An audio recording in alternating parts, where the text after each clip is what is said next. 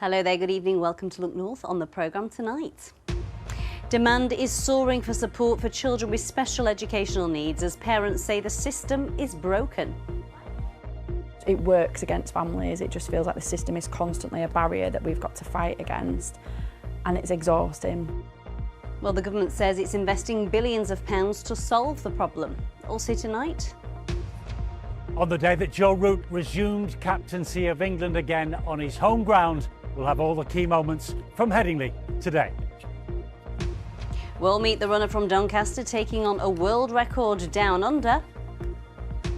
And York Racers' royal patron dodges the showers at the Ebor Festival. And there's been some heavy showers, local thunderstorms today. It does look very showery tomorrow, but something of an improvement on the way for the weekend. Join me for the very latest forecast.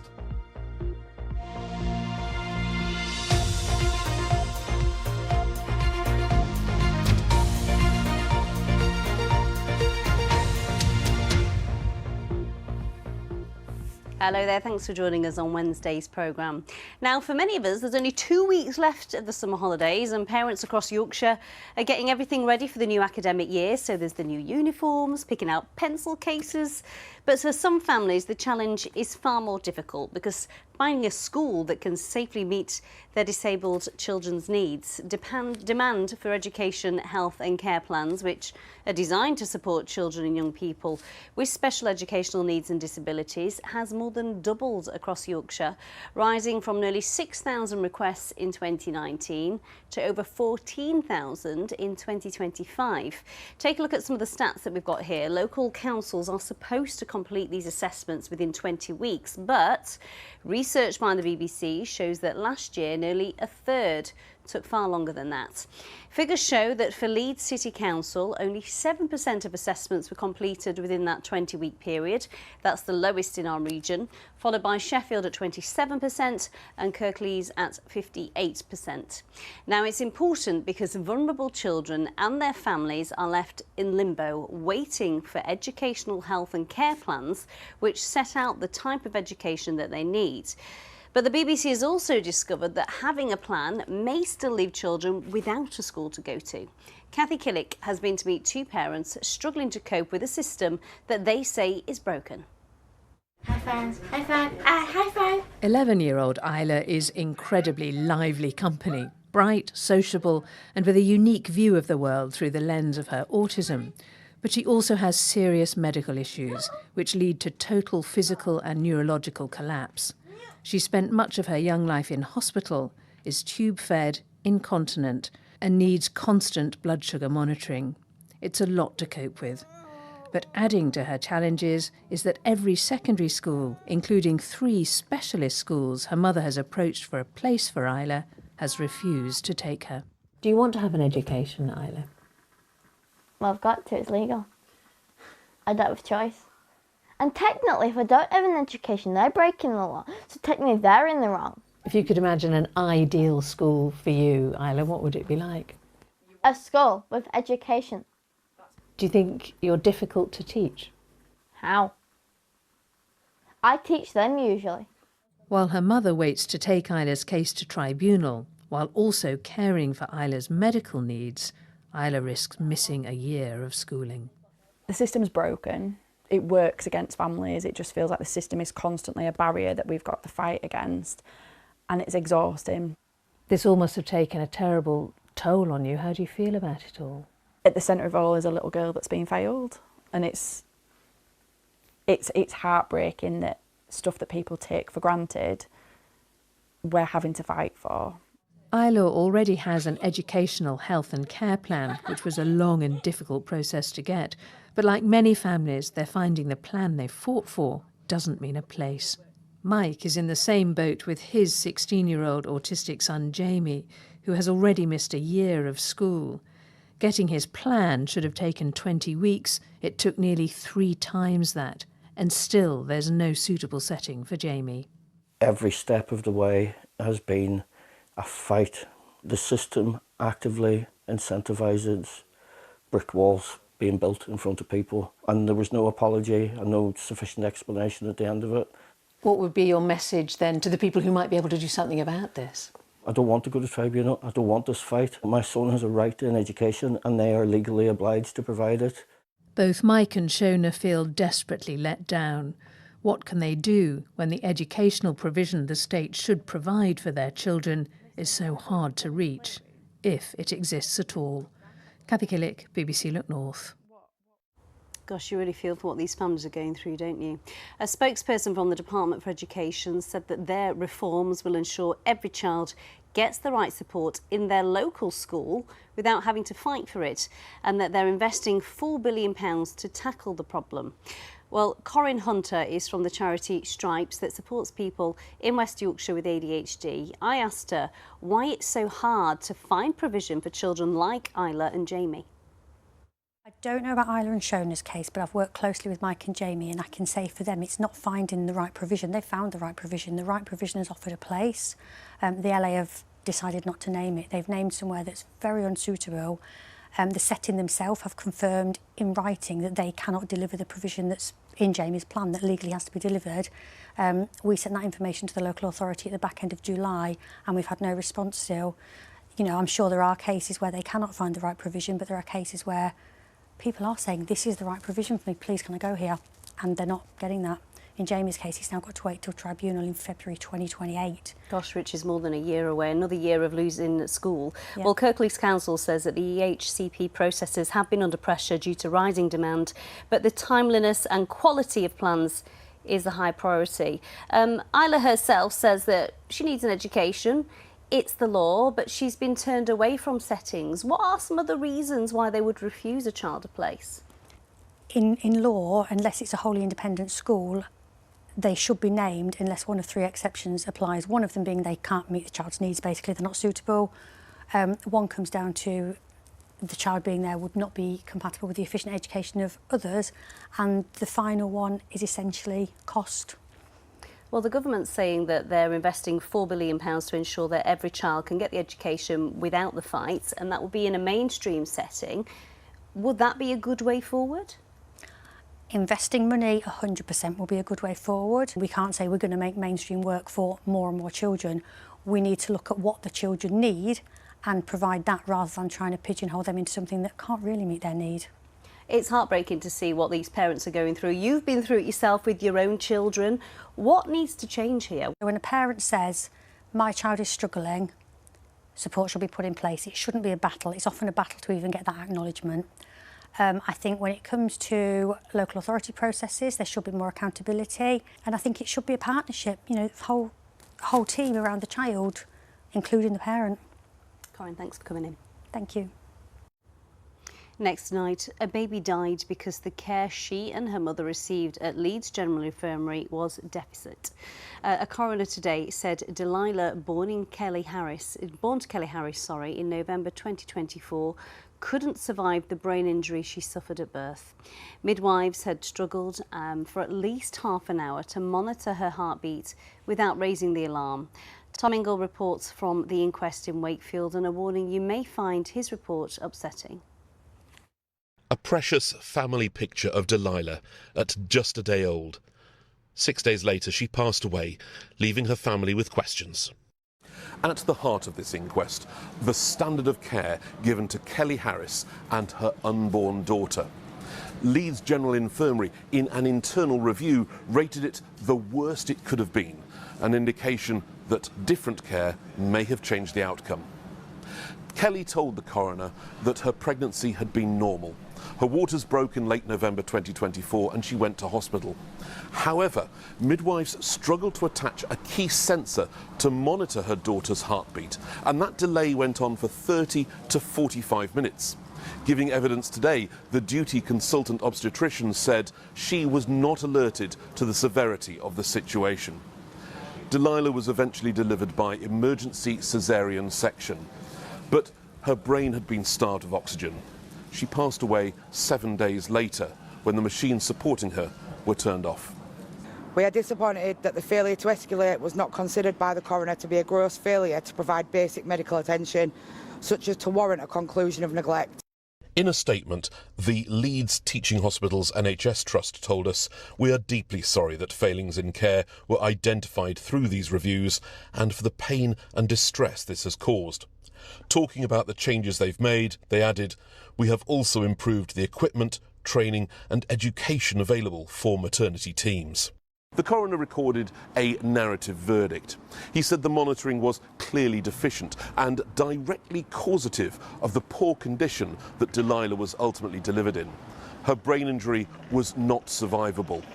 Since her death, the Trust has implemented guidelines stipulating a clear time frame for the escalation of concerns over a lack of fetal heartbeat monitoring. The coroner said, had those guidelines been in place before Delilah passed away, the outcome might have been different. He will also make a prevention of future deaths report to the National Institute for Health and Care Excellence.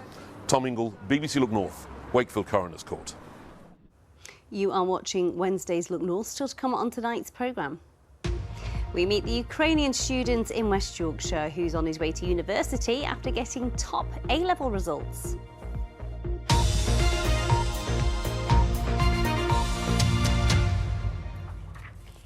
It is a big sporting day in Yorkshire today. We'll hear about the Ebor Festival in York in a few minutes' time. But first, cricket. At Headingley, captain Joe Root proudly led England out onto his home ground to start the first test against Pakistan. Paul Ogden is live at Headingley for us tonight. And Oggy, you mentioned cricket and the heavens open. Typical. It wouldn't be Headingley otherwise, would it, Amy? By the way, don't be confused by a growing sense of departure here. People leaving the stadium out onto St Michael's Lane just now. Play is actually still ongoing. Because of the rain break earlier, they can play until 7:30. I'll update you on the scorecard shortly. Overall today, the ball has dominated the bat. The atmosphere in the terraces and in the stands has been civil between lots of England and lots of Pakistan fans who had a shared anticipation of Joe Root being captain of England again here on day one. Here's our story of the day. The sights and sounds of international cricket in Yorkshire. Not forgetting the correct choice of outfit for Test match day one at Headingley. It all felt even more complete when Yorkshire's finest Joe Root led England onto the field to face Pakistan. Outside, meanwhile, the fans made sure they arrived just in time. The special thing about is environment inside. It's always crazy. People are going crazy. No matter what team is playing, you find supporters for everyone. So that's what we like here. Route on the way back, and yeah, looking forward to won the toss and looking forward to to getting a few wickets early doors. It's a great history here. Obviously, Ben Stokes here a few years ago as well. First time at Headingley as well, so yeah, really excited. I came from Manchester. I'm Indian. First of all, I'm not Pakistani. I'm here for cricket, not for Pakistan or England. It's the crowd, it's the atmosphere, it's spending time with your mates and just having a good day out. Anyone who missed the first ball of the day would be sorry. Joe Root's canny decision to bowl first was justified on the spot when England's Ollie Robinson removed young Pakistan opener Azan Awais. And soon afterwards, Pakistan was 6 for 2, another LBW for Robinson. And in the great traditions of a Yorkshire Test match, the Headingley heavens opened after just 1 hour's play. How far have you come for today? From Rotherham. Right. So about an hour? Yeah, about an hour. So you could support England? Oh yeah, 100%. When you play anybody else, it's always England, but Pakistan, got to stick to our roots. Plus, we're happy to see Joe Root as captain as well. Yeah. We're from Rotherham, he's from Sheffield. Yorkshire lad. Yeah, Yorkshire lad, so we're happy either way. Back on after an extended lunch, Pakistan responded with 91 for the third wicket partnership before England's other Yorkshireman, Harry Brook, caught Imam ul Haq at second slip. As Pakistan wickets steadily fell, bowler Josh Tong ended up on the brink of a hat-trick either side of the tea interval. Mind you, some fans were too wrapped up in their own match outside by then. And Tong's hat-trick ball was dispatched to the boundary anyway by the Pakistan batsman. Not that it affected England's domination of day one at Headingley, which continues, and one Yorkshireman in particular will be as proud as punch tonight. I told you that the bowler dominated the bat. That Pakistan innings ended 171 all out, 5 wickets apiece for Josh Tongue and Ollie Robinson, the England bowlers. England's reply has already started, but Pakistan are fighting back. Both England openers gone. And guess what? To end day one, Joe Root is at the crease. He's 5 not out. England 68 for 2. Highlights on the BBC Sport website. Back to you, Amy. Augie, thanks. Let's have a look now at some of the stories from around the region that are appearing on the BBC News app today. Tributes have been paid to a man who died on Monday after being hit by a car in Brighouse 2 weeks ago. Patients in Rotherham say their new AI doctor's receptionist can't understand their Yorkshire accents. That's according to a health watchdog. And for the first time in 60 years, bluefin tuna have been caught off the coast of North Yorkshire. This one weighed a whopping 300 kilograms. And you can get more details on those stories and everything else that's happening in our region by downloading the BBC News app. I just want to mention there that story about the AI receptionist not being able to understand the Yorkshire accent. If you've been one of the people struggling to have your voice recognised by AI, we would absolutely love to hear from you. You can contact us about this or anything else through Your Voice. Scan the QR code on your screen to share your story. Tell us why it matters. You can also get in touch via the web address that's on your screen now or the BBC News app. And I promise we can understand that Yorkshire accent. Now, when 18-year-old Oles Kazumo and his family fled the war in Ukraine in 2022, all they had on them was €100 in cash and 3 bags of clothes. His father, Roman, stayed behind to defend his country, but sadly he later died. Oles, his mother and sister, moved from hiding in a rural area of the country through to Poland, the Czech Republic and Prague before eventually settling in West Yorkshire through a government scheme. Now, despite speaking very little English when he arrived 4 years ago, Oles is now celebrating after achieving top A-level results and a place at a prestigious university. He joined me earlier in the studio. So I got 3 stars and 2 A's. I got an A star in psychology, in Russian and in my APQ, and an A in history and business. Oh wow, you must be pretty thrilled with that. Yeah, quite satisfied, I would say. Now, you moved to England 4 years ago when you were fleeing the war in Ukraine. You could speak very little English. Barely any. Yeah, tell me, what was that whole period of time like for you and your family? Well, it was quite tough.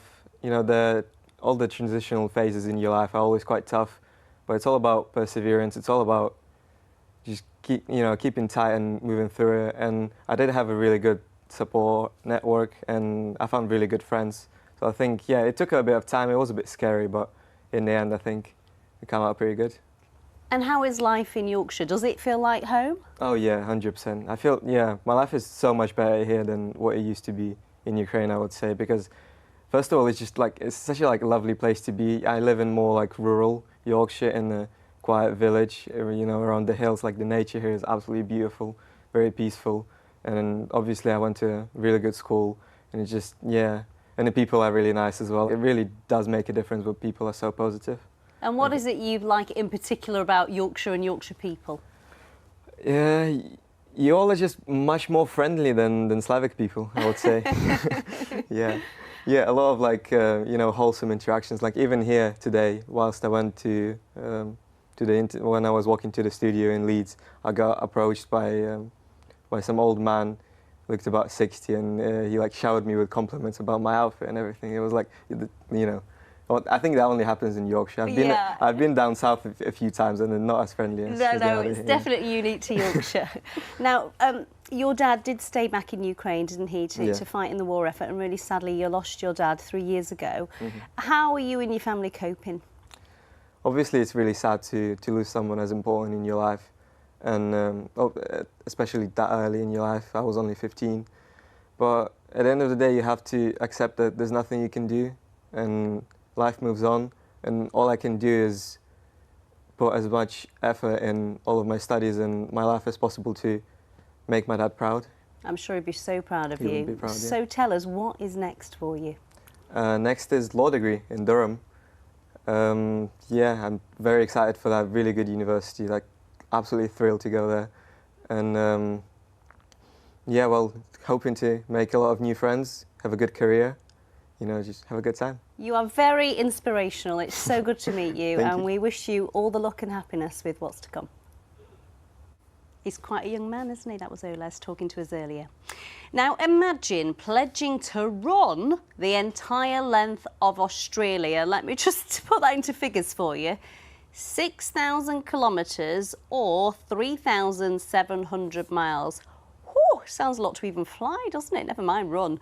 Well, one man from Doncaster is attempting to do just that, to raise money to protect children who are subjected to sexual exploitation. Nathan Mofe is in a team of 4 who started the challenge at Cape York, so that's the most northern point in Queensland, and aiming to finish in 3 months' time around Melbourne in the south. Heidi Tomlinson can tell us more. On a mission to run the length of Australia in 80 days, this foursome have set themselves a gruelling task. Nathan Mofe from Doncaster says he's determined to stay positive on this crazy challenge. It's absolutely nuts, to be honest with you. And it sounds, I knew it was going to be nuts, but you can't really put it into context how strenuous it's going to be on your body and your mind. 7 days done, over 400 kilometres. That's a massive achievement.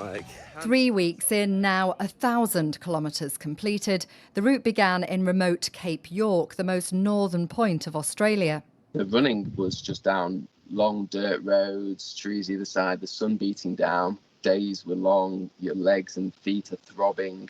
And what's happened with mine is I've lost my big toenail on one foot, and my other toenail's actually on my other foot's about to come off. That's coming off tomorrow, I think. Sleeping in a camper van, living off tinned food, the team is known as Motion for Justice, aiming to raise $1 million Australian for Destiny Rescue, a charity which is trying to stop child sexual exploitation. A few of us have travelled and seen some things in regards to the sexual exploitation of children, and we just simply wanted to do something about it. It's a motivating cause, even in testing conditions. As we've come down, the weather's completely changed. Right now I'm wearing a jumper. We've been in the rain all day. We've gone from baking heat to cold rain. Averaging an ultra-marathon of around 37 miles a day. The finish line won't be in sight until October, and if they get there, it could be a world record. Heidi Tomlinson, BBC Look North. Gosh, what a challenge. We'll let you know how he gets on. No rain for weeks, and then it arrives, doesn't it, just in time for York races. It's typical. Well, today was the opening day of the Ebor Festival in York. Over the next 4 days, more than 70,000 people will dress to impress and head to the Knavesmire to see top-class flat racing with some big horses in the world competing for big prizes. There was also a royal visit today too. Abigiola has been soaking up the atmosphere. Dressed to the nines, hats, heels and brollies, but even the changeable weather didn't dampen spirits in York today. It's really busy down here today. They're expecting around 70,000 people here over the next 4 days. People have been saying that today, for the first day of an Ebor Festival, it feels especially busy. We are here for my friend's horse, Tucker Madeira, who's running in the first race. So we have our fingers crossed. And what's the best thing about the races here? The horses, of course, and the social life, and looking at everybody's outfits as they walk around. It's really cool. Yeah, it's been good. Apart from the weather for an hour, it's just been quite good. It's just friendly and easy to get round and really good, really good. It's lovely, it's sunny, and it's a lot of ice cream. Yeah. Great. It's so a really good. nice atmosphere. It is. The atmosphere is amazing. It's so nice. It's lovely. Really, really nice. And the Queen's here too. Yes. Oh my gosh, we missed her coming in. We just missed her. The Ebor Festival brings some of the world's best horses and riders to the Knavesmire. and today a very special guest joined them, Her Majesty the Queen. She's been patron here since 2024. She spent time meeting local charities, including New Beginnings from Stamford Bridge, who retrain retired racehorses. It's really nice that somebody of her calibre is interested in what we're doing. You have to sort of like say Your Majesty and curtsy, and I'm thinking, which foot is it? I did it okay, but it's such a privilege to actually stand in front of the Queen. The Queen also presented the prizes for today's feature race, the Juddmonte International, the richest ever race run here at York. Today it was won by jockey Colin Keane riding Item. But win or lose, rain or shine, you can bet everyone's enjoyed their day. Oh, the Hurricanes! Abby Jayola, BBC Look North, York. Oh, it looks very fancy, doesn't it? Do you know what? I have never been to York races. Have you ever. been? Not on Ladies' Day? Never been to any races, no. No, Doncaster races is a good laugh as well. We should try and do an outside broadcast next year. Oh, we should. From York races? Yeah, any races. Any races, right, let's do it. Let me show you a couple of pictures because it has been a bit mixed out there. That was a scene in Doncaster earlier today, absolutely chucking it down. But as we've seen at York races, there were one or two very heavy downpours, but also for the rest of the day, the skies were a little bit like that. You can actually see the big showers there in the background. So keep the pictures coming in, whether you're at York races, Headingley for the test match, or wherever you are, Instagram or the Weather Watcher website. So tomorrow does look a bit disappointing. It's cool, a lot of cloud, quite showery.